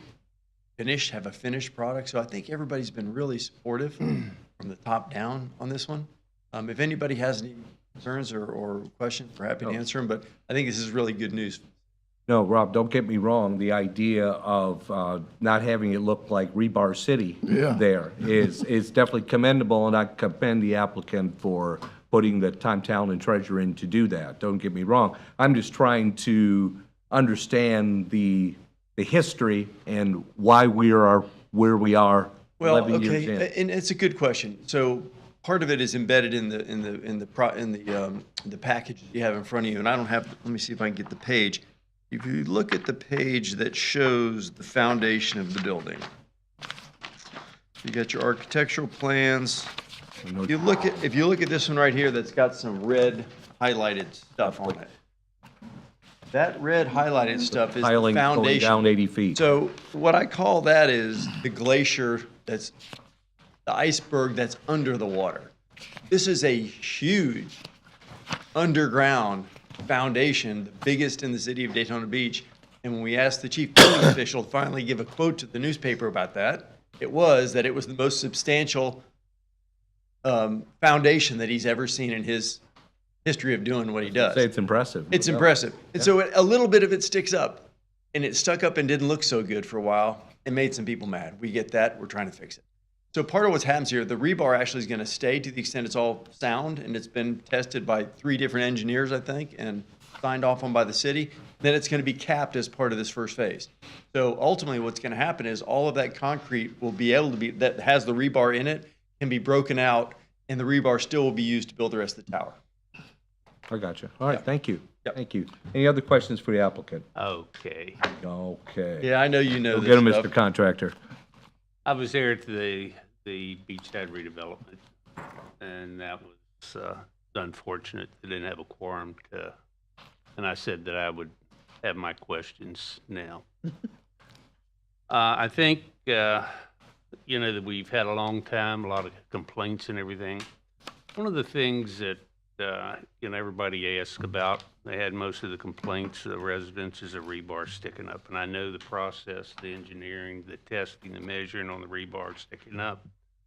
What I don't quite understand is putting the structure on the bottom. I think it's going to be fantastic to have something moving in that just as soon as, we possibly could. It would probably make a lot of people happy. But on the top, I'll just call it a slab, the floor, or the main structure. You were talking about having events on top of it. And that kind of caught my attention, where there's, I think you showed that there was going to be some kind of events on the top at night, possibly music,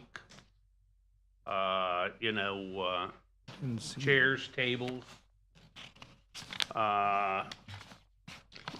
So Vern, I meant to mention, I apologize, you're raising a good question. We did commit to the idea that will be entirely associated with the hotel. Yes. And the management will be managed. So I think, and I should have said at the beginning, we had not only a good meeting with the neighborhood, and I'm sorry to interrupt you because I think it's important to where you're going.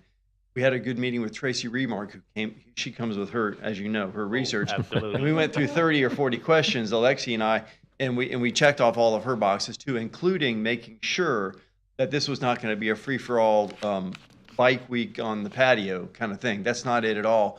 So, and there's no restaurant at the place that's the outdoor deck. That if you look at page 46 of 58, that kind of shows you the view of it. And it's essentially an area that if somebody's going to have a wedding, they may have all their guests at the hotel, but they want to have an outdoor area, to themselves. And it's that kind of thing. And I think you see a lot of hotels doing that have that kind of space. Oh, absolutely. So I think it's good use for it. And I think the way that we restricted it, it's not going to cause a nuisance for anybody. The only thing that I kind of wonder on the engineering aspect of it is, tying on to the eventual superstructure that's going to be on the top of the piling. And I have to admit with the Can you lean, I'm sorry, can you lean forward into the microphone there? Oh, I'm sorry. I have a tendency to lean back. I have it kind of amazes me, and especially with the superstructure that they have, it is as strong and as deep as I've ever seen on any high rise, and I've seen quite a few and been a participant of them. But tying on to the existing structure going up on the top, up above, it's always a problem if there's something on the top, removing that to go for the taller building, disrupts everything underneath of it during construction. And so I'm looking forward to seeing that happen and see how they do it. Yeah, it's interesting. And when you look at that, do you have the picture that I was talking about that shows the deck? Yeah, it's So considerable. the only areas that where the rebar is actually going to have concrete that caps it are the higher levels there. Yes. And so it's been, we've had, like I said, several engineers looking at how that happens when it has to be broken apart and used as the stem, if you will, of the rest of the building. I agree. I mean, I don't understand it fully, and I know you've been in this world, with more expertise than I have. But I think it's been vetted several different directions by different people. I'm sure So it has. I think it's going to be phenomenal. So I'm really looking forward to seeing the finished product, second phase of it. I am Sure. too. And I think, and doing something with the beach access there, we've had a lot of complaints over the years, and getting this finished or something going. And the hotel's Impression of magnificent. finished will be great. I agree. Any other questions for Ron? Mr. Robinson, please. My concern, and I drive down that area quite often, is that the traffic pattern and the pedestrian traffic in that between Oak Ridge and A1A. Is there any plans to improve that area? Because when you build your 106 or some condominiums, the parking is going to be sufficient in the garage. So we've got a combination of parking, Overton, on both sides of the beach approach, and then the majority of the parking, of course, is across the street in our parking structure. And so there's a crossing there, of course, safe. I've walked it back and forth many times because I always park on the other side. So we've got more than adequate parking build out, and it was contemplated from the beginning. So what we're doing in this first phase is we're just putting some of the parking in. It'll be more than we need when we just put parking in, right? Because part of that was for the rest of the building, which ultimately will. But we're getting out ahead of the parking as well, getting some extra parking for Alexi. It seems to me that one area needs to be rethink or rethought or re-engineered for the pedestrians and the traffic. It's a terrible combination, and turning left onto A1A or right onto A1A coming off of Oak Ridge is almost tragic. And then coming out of the hotel, you can only make a right. Yeah, well, we originally had a plan so you could go across, and that's a whole other subject. The DOT ultimately changed their mind about that. I mean, so everything that you're talking about really comes down to DOT. So we've, both the business people, the city, and the DOT have been working on that area forever. And so is there room for improvement? I think so. We're doing our part of it in terms of the sidewalk and the things that create the connectivity for our pedestrians to safely get across. So I think some of what you're thinking about maybe is reconfiguration that's in the DOT world, not in even Daytona Beach. And maybe repaving that section of those turning sections. Well, I don't know that there's any more repaving on A1A. We've done improvements at that intersection. We've been involved in the improvements there that have already been made. I don't know that there's any additional improvements as it relates to this phase that we're talking about now of this project. There may be other DOT plans that I'm not aware of. I don't know whether you guys. Yeah, I think DOT is actually looking at improvements to A1A, and so yeah, it would. I don't think it would be appropriate for them to do improvements when DOT actually is looking at plans to do the improvements. So, and Rob is correct. This was all looked at, and DOT had looked at this before for the full build out of what it needs to be, and this is just a portion of that full build out. So, I know I talked to DOT, and they said, they started up in Ormond Beach on all the crosswalks, the lighting, and coming down the beach, and the resurfacing. But I heard at one time they had talked about possibly putting a crossover above the road. Is there anything? Not on this site. There's another one that I heard about, but not this one. I was thinking it was this one here. But I know DOT is coming down, I'm further down the beach, and next to the shores, they've got the lighted crosswalks, and I travel through there quite often, and I know they are coming down now. They're scheduled. Yeah, so I've heard a lot about Ormond, a lot about Shores, and then I think I've heard recently. And about then in Daytona as between well. here and Daytona, and I kind of asked them how they figured that out, but that's DOT. Well, they have a lot of money. We know that more than we do. What is the status of that small mom and pop hotel? Did we? I don't know. Somebody might speak to that. I don't know. We'll see.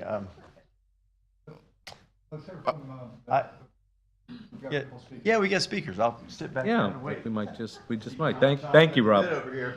Thank you, Rob.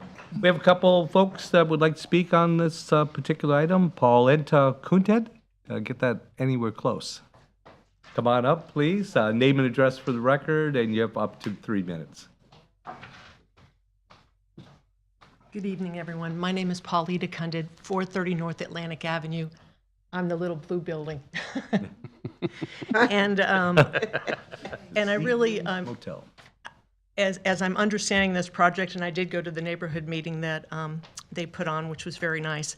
I am glad that they're moving forward to cap it, because as we all know, it's been sitting idle there for a little while, for a little bit longer than a little while. And as I was reading the agreement here, am I correct to say that it is 3 years from the effective date, or is it 4 years from the effective date that it would be completed? Because it said if I was reading it correctly,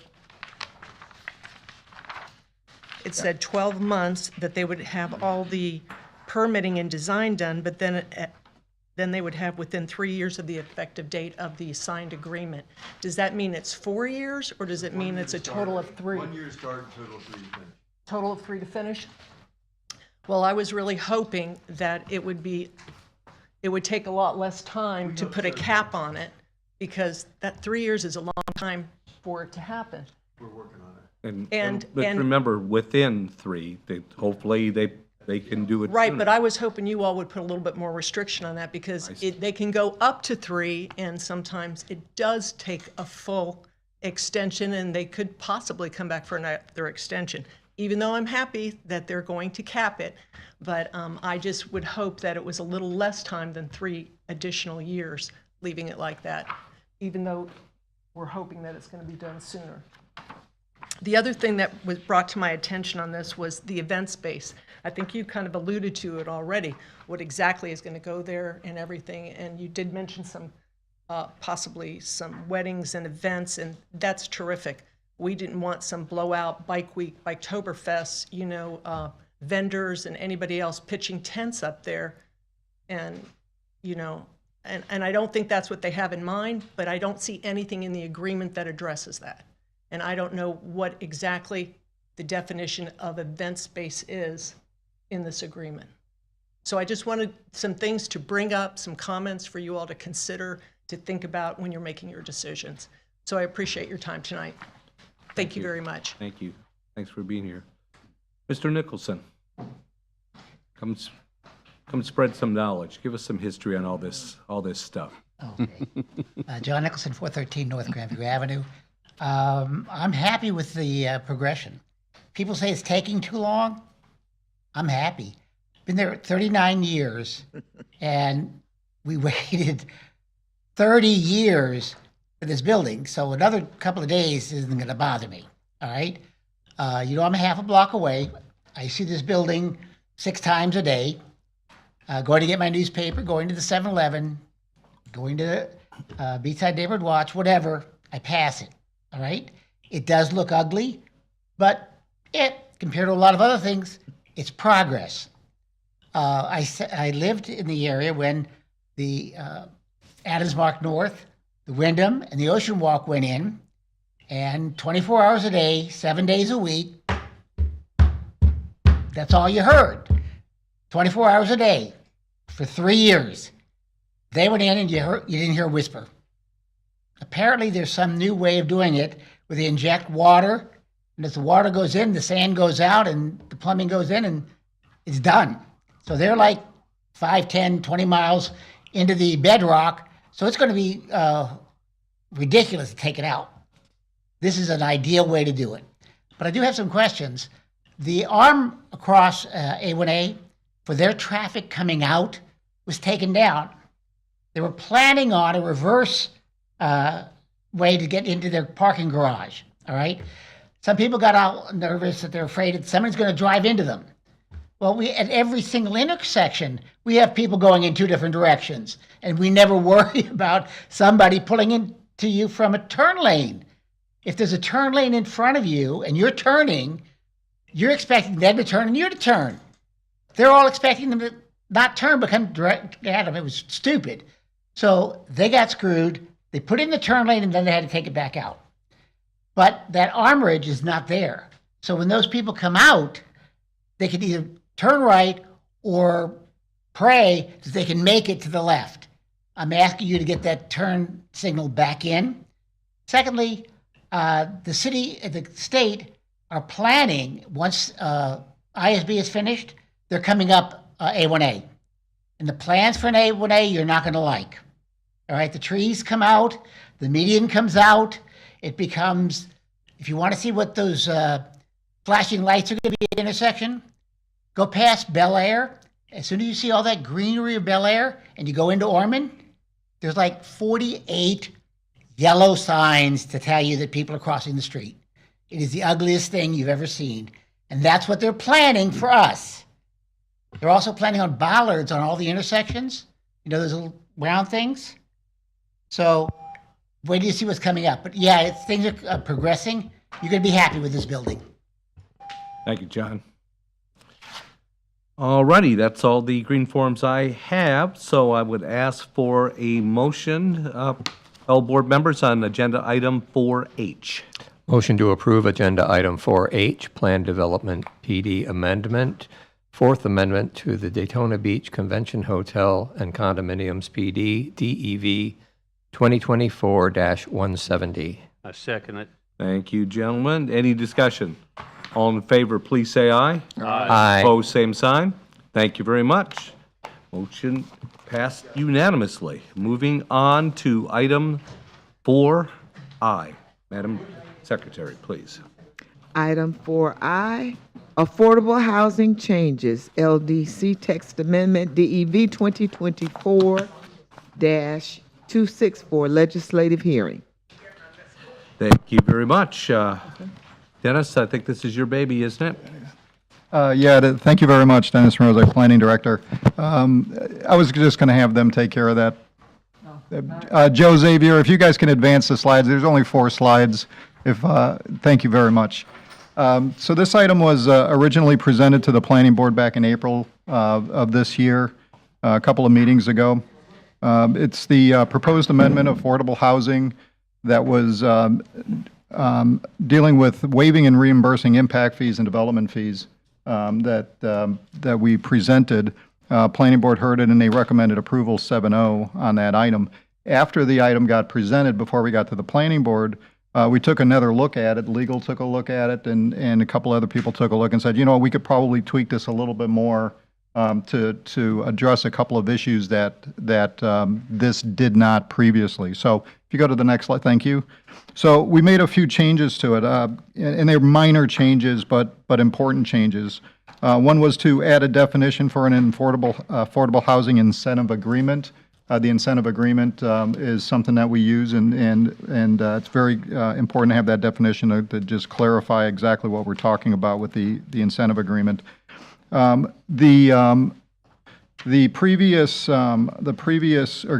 existing land development code has definitions for low-income housing and I think it's extremely low-income housing, and I'll find it here in a second. What we didn't have was a definition though for moderate income persons to be able to qualify for this. So we wanted to get a definition in there to be able to accommodate that as well. We had low income and we had very low income. Moderate income is a different category, and we wanted to make sure that was identified. One of the other things, we wanted to make clear that multifamily buildings and multifamily complexes would qualify for this, for the waiver and the reimbursements. So we wanted to make sure that was included in there. There was a question of whether or not it was. We wanted to be very clear that it is included. We also wanted to clarify that accessory dwelling units are not eligible for the affordable housing. And it's a very difficult thing for us to monitor and process, so we wanted to make sure that we were very clear on that as well. We clarified the application content and process for somebody going through this process. And then we wanted to separate the fee waivers from the fee reimbursements because it's a different process for both of them. So we want to be very clear that what the process would be for the waivers and for the reimbursements. So those were just kind of cleanups as people were reviewing it and they had questions. These answer the questions for them. Staff does recommend approval of the changes to amend the land development code and changes to the item that was presented previously to the land development code to include the provisions for the waiver and reimbursement or reimbursement of the development and impact fees for affordable housing projects. A majority vote by the planning board members present and voting is required to recommend approval to the City Commission. We're hoping to get this item to the City Commission August 21st for first reading and September 4th for second reading and final reading. That's a little bit of an accelerated process, but we think we'll be able to do it just because we've been delayed with this 2-month process as we were making the changes. So, and that does conclude staff's presentation. Thank you, Dennis. Any questions for Dennis on this one? I know with affordable housing, we've been talking about it for years here in the city. We finally got that one passed the other night in the commission where the elderly, that was, badly needed. And I think affordable housing, some of the lists that I was going through, what they're going to eliminate, like you say, there's a couple different things. The fees are different than permit fees and different items, and I think this is well past due, and I really look forward to it passing. Very good. Thank you, sir. All right, no speakers on this item, so I'll just ask for a motion on agenda item 4I, please. Motion to approve agenda item 4I, Land Development Code Text Amendment DEV 2024-264, Affordable Housing Fee Waivers or Reimbursement Supplement to April 25th, 2024 Planning Board item. I'll second it. Thank you, gentlemen. Any discussion? All in favor, please say aye. Aye. Opposed, same sign. Thank you very much. Item passed unanimously. Now move on to item number 5, Downtown Redevelopment Area Board. Any report? The meeting was canceled this month. Okay, so that kind of limits the report, doesn't it, Jimmy? Okay. Makes it easy. Yes, it does. How about Midtown Redevelopment, please? We did meet.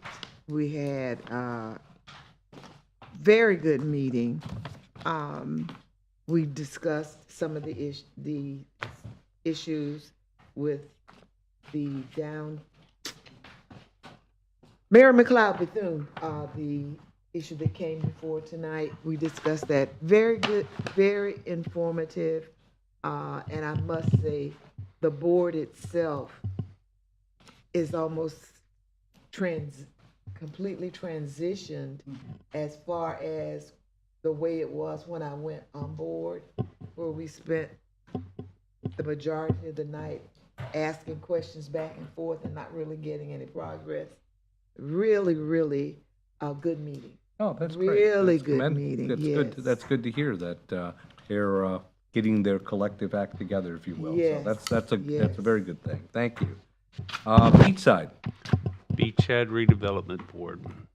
Yes, We sir. didn't have a quorum. It's the first meeting out of all the boards that I've sat on that we didn't have a quorum.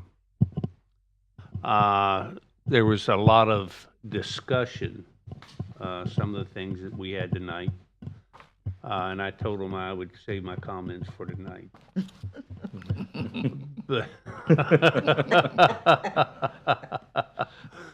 But one thing with a resident brought up about knowing the different ordinances on items that come up, and she kind of made an issue out of it, and it kind of got me a little frustrated. I think that the board, items that comes up as far as code or ordinances that we don't know, that's the reason we have the director sitting with us where we can ask to make sure that we're right or something that we don't know about. And the city attorney, if it's a legal issue, and I think that I probably didn't express myself well, but with me, I think that if you're on a board, you're nominated for, especially this board, because it does have a lot of issues with planning and everything. Doesn't necessarily we're always right, but I know, especially with the director here, if we have any questions pertaining to law, ordinance, anything we have that if we're wrong, we'll be put on the right path to make a decision. And I just wanted to kind of bring that up. Very good. Thank you. Thank you, sir. Appreciate that. Affordable housing, there was no meeting. Next one will be August 21st. So moving on to public comment. Do I see John? Is he still here? Yes, he is. Come on up and I know he's got. Come on, you know he's got a comment. Yes. We don't want to miss out on that. Come on up, Mr. You never Nichols. know what's going to be said. Yes, sir. That's right. Now, with regard to my normal 3 comments, I won't bring them up because you never address them. So I won't bring up floor area ratio of submerged land, although submerged land, Bring it up. I'm not going to bring it Not up. going to bring them up. But submerged land popped up on one of your diagrams, okay? Sure did. So that's going to come and bite you in the butt one of these days, and I'm just going to love it. But not to beat a dead horse, it has come up in the past. 10 miles away from a location is a long way to go to have a meeting. Seagrave is right next to the railroad tracks, right next to A1A. You're going to the other side of 95. That's the distance. To me, that's almost outside the city. Until a couple of years ago, it was outside the city. Right. But is there a way, because it's come up several times, and is there a way of saying that we would like to have it within 1 mile of the location? Because 2 blocks away is the Sunnyland Recreation Center. We could have had it there. 2 blocks is not that far away, and we own the building, so it wouldn't be hard. And they close it at 5, so it could have been opened up easily. So yeah, I think that if we can do that, if you can recommend that there be a limit to mileage, because this is like the 3rd or 4th time that they've had things within reasonable walking distance almost, and then having it out on the other side of 95. There's somebody I know, not mentioning any names, who walks or rides her bike, and if she may have wanted to go to a meeting, that is literally too far for her to walk or ride her bike. So, thank you. She laughs. Thanks.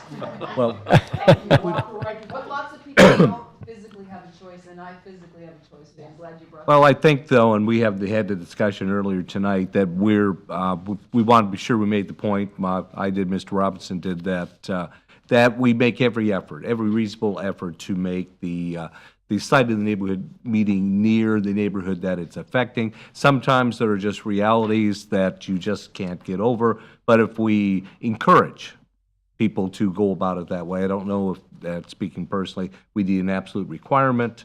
I haven't seen it happen that often. It's happened once in a while, but not that often. And I think if we have a gentle reminder on occasion, it'll remind people to do the right thing when it makes sense to. So, and I'm going to add a sorry. piece because Please. I've been to several meetings out there. Businesses have decided to go there. It's very accommodating. It's a safe facility. The lighting, you never know whether the age of the people that are coming, but people are comfortable going out there, and the individuals at the hotel are amenable to it, and they go out of their way to accommodate the people. They go out of their way. They make themselves available.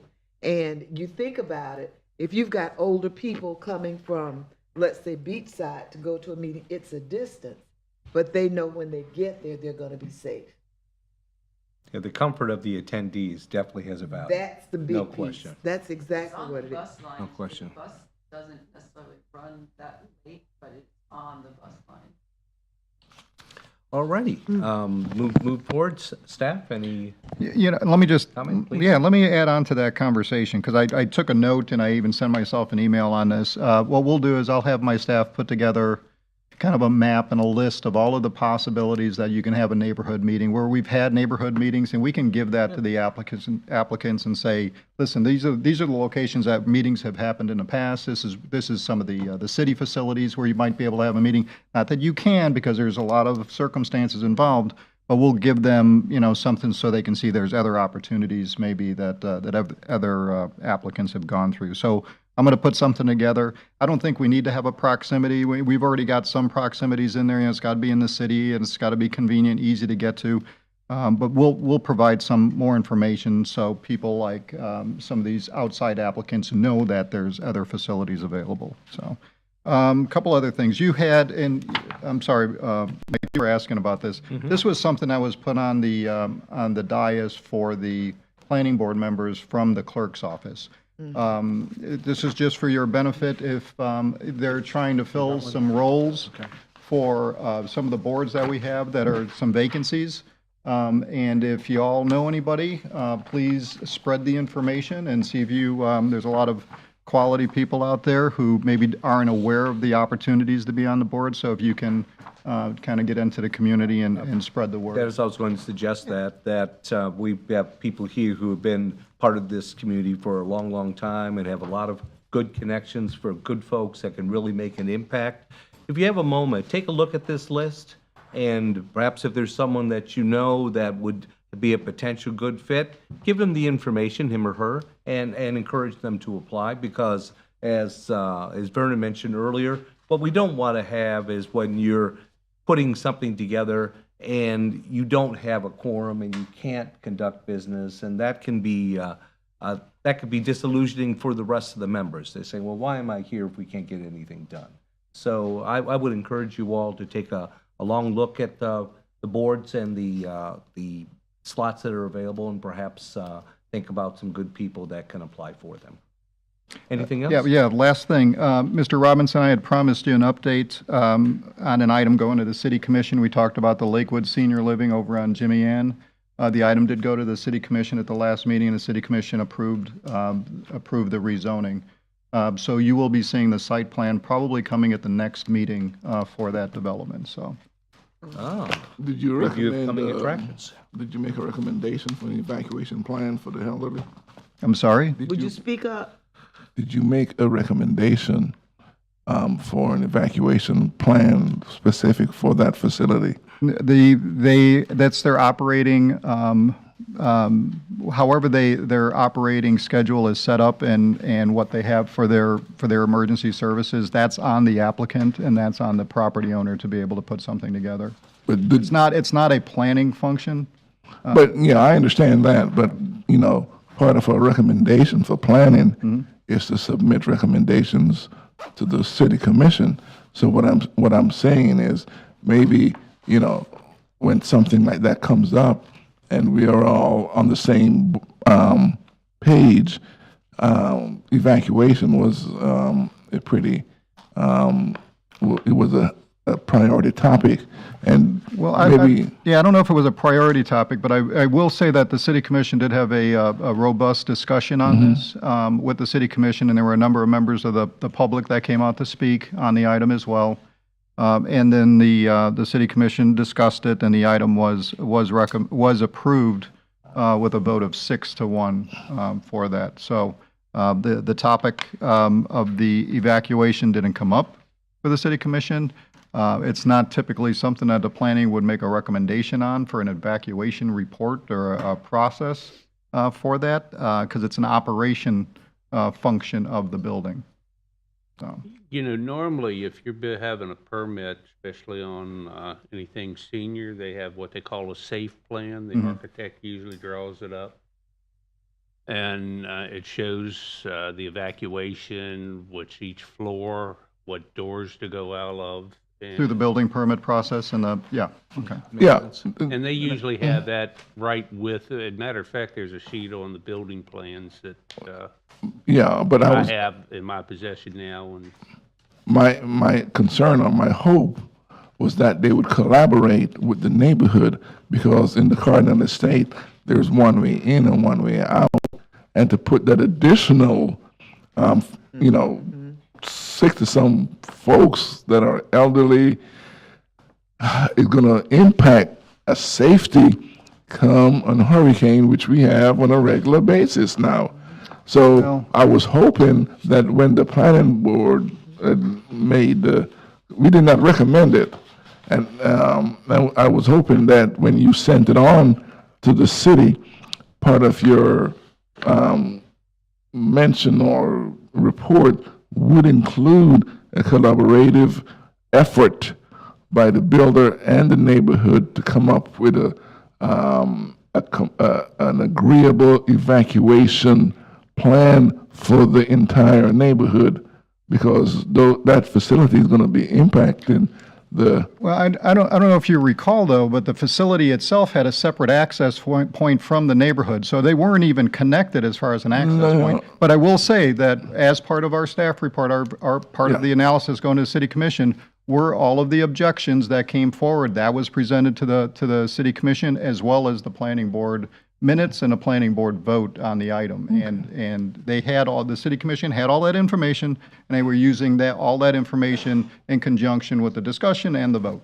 Well, I guess when it comes for the site planning, we can discuss a collaborative effect, a collaborative The site plan is going to be consistent with the PD plan that was approved by the city commission, and as long as it's consistent with that PD plan and it meets the requirements of the land development code and the PD agreement, it's required to be, it has to be approved and meets those requirements. City commission has decided this is a project that they want. that's one. And we've been wanting it for a long time. All righty, appreciate that. Any other questions or comments? Seeing none, this meeting is adjourned.